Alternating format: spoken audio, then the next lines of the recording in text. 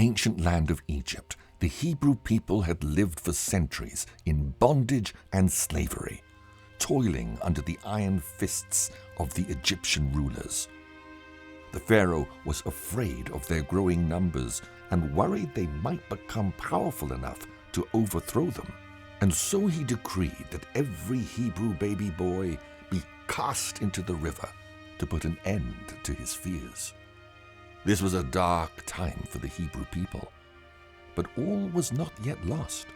In a small home, a mother named Jochebed cradled her newborn son.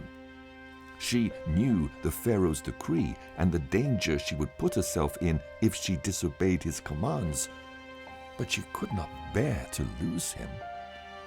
For 3 months she hid him, fearing every knock on the door, every footstep outside.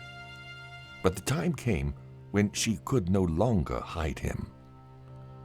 Jochebed wove a basket of reeds and sealed it with pitch and tar so that it was waterproof. With a heavy heart, she placed her baby inside and set the basket adrift on the Nile's mighty current. Her daughter Miriam watched the baby from the banks as it floated away to see where it would end up. Although out of the Pharaoh's reach, the river Nile was not much safer for an infant in a woven basket. But God had great plans for this baby and guided the basket into the hands of the Pharaoh's own daughter, who came to the river with her maidens to bathe. Despite being raised in the palace of the man who ordered the death of all these babies, her heart softened at the sight of the child. She took him up into her arms and named him Moses, for she had drawn him from the water. Moses was raised as one of her own in Pharaoh's household, and Jochebed's prayers were answered. She was even allowed to nurse him until he grew older. Years passed, and Moses grew strong in the halls of Egypt's grand palace. He wore the robes of a prince, yet the blood of the Hebrews ran through his veins. One fateful day, as Moses walked among the slaves, he witnessed an Egyptian overseer beating a Hebrew man almost to death. The crack of the whip ignited a fury in Moses that he could not control, and in a moment of righteous anger, Moses struck and killed the overseer. Thinking that no one had seen him, Moses buried the body in the sand and returned home. But the next day, when Moses intervened between two bickering slaves, the truth came to light. He asked the one in the wrong, "Why are you hitting your fellow Hebrew?" The man sneered, "Who made you a ruler and judge over us? Are you thinking of killing me as you killed the Egyptian?" Then Moses was afraid and thought, "What I did must have become known." His crime hung heavy on his shoulders, and when word of the murder spread, the Pharaoh was angry and ordered his men to find Moses and kill him. Moses fled into the desert, running away from the only family and life he had ever known. He wandered far, his feet blistered and weary, until he reached the land of Midian. Here he found refuge and lived a quiet life as a shepherd for 40 years. But the suffering of the Hebrew people continued, and God heard their cries for deliverance. One day, as Moses tended his flock, he saw a sight that froze him in his tracks: a flaming bush which was not consumed by the fire. Curiosity overcame him, and he approached it cautiously, the dry ground crunching beneath his sandals. Suddenly, a voice called from the flame, "Moses, Moses." He fell to his knees, his heart pounding in his chest. "Here I am," he said. Do not come any closer. The voice warned. Take off your sandals, for the place where you are standing is holy ground. Moses obeyed, trembling. The voice continued, I am the God of your fathers, the God of Abraham, Isaac, and Jacob. I have seen the misery of my people in Egypt. I have heard their cries, and I have come down to rescue them. And you, Moses, will lead my people out of Egypt. Moses was afraid. He did not see himself as a leader, but just as a simple shepherd. Who am I that I should go to Pharaoh and bring the Israelites out of Egypt? He stammered. I will be with you. The voice reassured him. And this will be the sign to you. When you have brought the people out of Egypt, you will worship me on this mountain. But when they ask who has sent me, what name shall I tell them? The voice responded, I am that I am.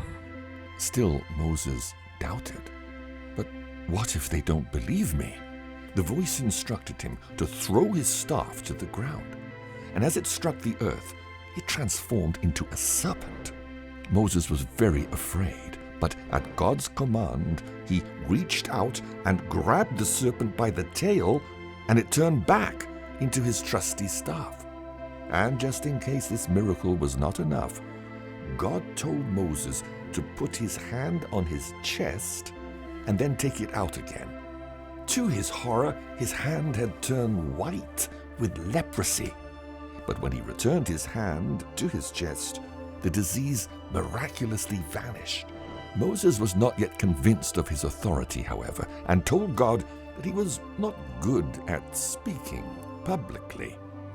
The anger of the Lord was kindled against Moses now for continually questioning his decisions, but he instructed him to take his brother Aaron from his mother Jochebed and bring him along to the Pharaoh to be his spokesman. At 80 years of age, Moses returned to Egypt, armed with the words of God and his miracle-working staff. With Aaron by his side, they approached the imposing Pharaoh in his court. Thus says the Lord God of Israel, let my people go. Pharaoh laughed. Who is this God that I should obey him? I do not know your God, and I will not let the Israelites go. To demonstrate the power of God, Aaron threw down the rod of Moses, and once again it transformed into a deadly serpent to the astonishment of the court.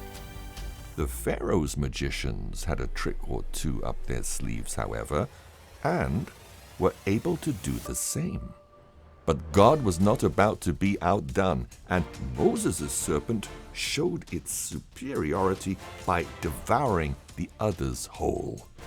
This display of strength only hardened the Pharaoh's heart, and he once again refused to let the Hebrews go. And so the great battle of wills began, as God started to release the first of 10 plagues against the Egyptian people. At the break of dawn, Moses entered the river Nile and struck the waters with his staff. The water, which was the lifeblood of Egypt, turned to blood, killing the fish and horrifying the people. But Pharaoh did not yield. After all, his magicians could do the same. Then came the frogs. From every corner of the land they swarmed, leaping into homes, beds, and kitchens. The Egyptians were overrun, and Pharaoh gave in, pleading with Moses to remove the infestation in return for letting the Israelites go. But when God put an end to the plague of frogs, the Pharaoh's heart hardened once again, and he refused to release them from slavery. Next, the dust of the earth became lice. tiny creatures that tormented man and beast alike. The magicians of the court could not mimic this miracle like they had before, and warned, "This is the hand of God." But Pharaoh remained unmoved.